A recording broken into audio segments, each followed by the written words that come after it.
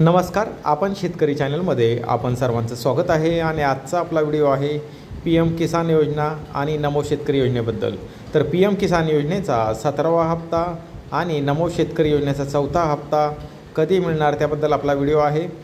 PM किसान सन्मान निधी योजनेच्या माहे एप्रिल 2024 ते जुलै 2024 कालावधीतील 17वा हप्ता प्रधानमंत्री नरेंद्र मोदीजी यांच्या हस्ते मंगळवार दिनांक 18 जून 2024 रोजी वाराणसी येथील समारंभात वितरित होणार आहे।